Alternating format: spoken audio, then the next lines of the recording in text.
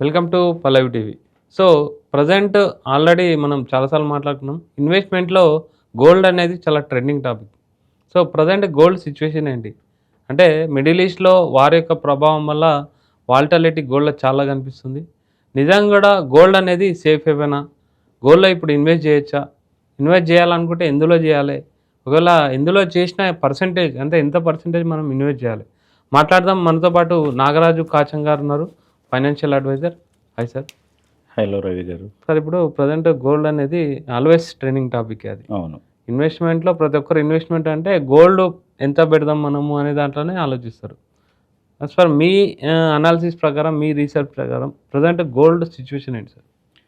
Present gold last 1.5, 2 years చాలా up వెళ్ళింది. కానీ మళ్ళీ ఫిబ్రవరి నుంచి డౌన్వర్డ్‌లో ఉంది. కానీ ఒక ఇన్వెస్ట్మెంట్ పాయింట్ ఆఫ్ వ్యూలో చూస్తే ఇప్పటి నుంచి నెక్స్ట్ 3-5 ఇయర్స్ కోసం గోల్డ్ అక్యుములేట్ చేయడం ఒక మంచి సొల్యూషన్ అవుతుందని నేను అనుకుంటున్నాను. ఓకే. ఎందుకు అంటే ఇప్పుడు మీరు చూస్తే చైనా లాస్ట్ జూన్లో అక్టోబర్ 2023 నుంచి హైయెస్ట్ వాల్యూమ్ ఆఫ్ గోల్డ్ కొనింది China central bank, People's bank of China. Okay. అట్లనే చూస్తే మళ్ళీ ఇంకొకటి యుఎస్ డెట్ ఇంక్రీజ్ అవుతూనే ఉంది. సో ఎక్కడో ఒక చోట డాలర్ వాల్యూ పడిపోవడం కానీ, లేకపోతే డాలర్ని వాళ్ళే డీబేస్ డాలర్ వాల్యూ తగ్గించడం కానీ ఓకే. ఇది జరిగే అవకాశం ఉంది. ఎందుకంటే యుఎస్ ఎన్ని రోజులు వాళ్ళ డెట్ కంటిన్యూ చేసుకుంటూ వెళ్ళడం అనేది కొంచెం కష్టమైన విషయం.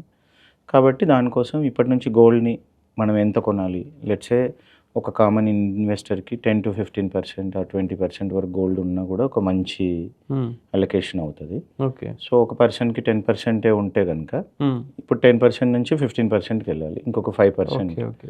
సో నెక్స్ట్ 3-5 ఇయర్స్లో మంత్లీనా క్వార్టర్లీనా కొంచెం కొనుక్కుంటూ వెళ్ళడం అనేది మంచి విధానమే అది. అంటే ఇప్పుడు ఆల్రెడీ ఇన్వెస్ట్ చేసిన వాళ్ళు కొంచెం మైనస్‌లో ఉన్నట్టయితే మనకు అర్థమవుతుంది. మీరు అన్నట్టు గోల్డ్ లాస్ట్ 1 ఇయర్ అయితే 70-80% ఇచ్చింది. సిల్వర్ అయితే 120% అబోవ్ ఇచ్చింది. 150% కూడా ఇచ్చింది. అవును. ఇప్పుడు అట్లా ఆ టైంలో ఎగ్జిట్ అవ్వలేదు. మేము హోల్డ్ చేసుకునే ఉన్నాం. ఇప్పుడు వాళ్ళ పరిస్థితి ఏంటి సార్? జనరల్గా గోల్డ్ సిల్వర్ని లాంగ్ టర్మ్ కోసమే చూడాలండి. షార్ట్ టర్మ్ అంటే ఎవరు కూడా చెప్పలేరు. ఇన్ఫ్యాక్ట్ నేను 14th జనవరి రోజు కూడా నా పర్సనల్ మళ్ళీ అంటే నేనన్న నంబర్స్ రీచ్ అయ్యే అవకాశం ఉందా? 3-5 ఇయర్స్లో డెఫినెట్గా అంతకన్నా కూడా ఎక్కువ వెళ్ళొచ్చు. ఓకే. వెళ్ళడానికే ఎక్కువ అవకాశాలు ఉన్నాయి. ఇప్పుడు ఏంటంటే ఇప్పుడున్న పరిస్థితుల్లో దేన్ని 100% ష్యూరిటీ తోటి ఎవరు చెప్పలేరు. ఎవరైనా చెప్తుంటే వాళ్ళకి ఆ విషయం తెలియదు అనుకోవాలి, లేదా వాళ్ళు బ్లఫ్ చేస్తున్నట్టే అనుకోవాలి. అంటే నేను ఎవరిని డిస్రెస్పెక్ట్ చేయట్లేదు, కానీ ఇప్పుడున్న సిచ్యువేషన్లో మనం ఏది మాట్లాడినా ప్రాబబిలిటీస్. ఓకే. సో ఇంతకుముందు వచ్చిన పీక్ కన్నా ఎక్కువ వెళ్ళడానికి అవకాశాలు ఉన్నాయి. కాకపోతే ఏంటంటే అందరూ పీక్ వెళ్ళినప్పుడే ఎక్కువ మంది వెళ్ళి ట్రాప్ అవుతుంటారు. ఏ అసెట్ సైకిల్ అయినా, రియల్ ఎస్టేట్లో అయినా చూసుకోండి. హైదరాబాద్ రియల్ ఎస్టేట్లో పీక్ వెళ్ళినప్పుడు అందరు ప్రీ లాంచ్ అట్లా కొనుక్కొని ట్రాప్ అయినరు.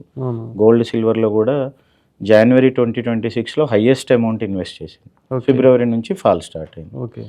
సో కాబట్టి రెగ్యులర్గా కొనుక్కోవడం బెస్ట్. అండ్ ఇంకొకటి లాంగ్ టర్మ్, ఏదో షార్ట్ టర్మ్లో ప్రాఫిట్ వచ్చేస్తుంది అని కొనుక్కుంటే చెప్పలేము. అది కరెక్ట్గా విషయంలో మనకు క్లారిటీ వచ్చింది.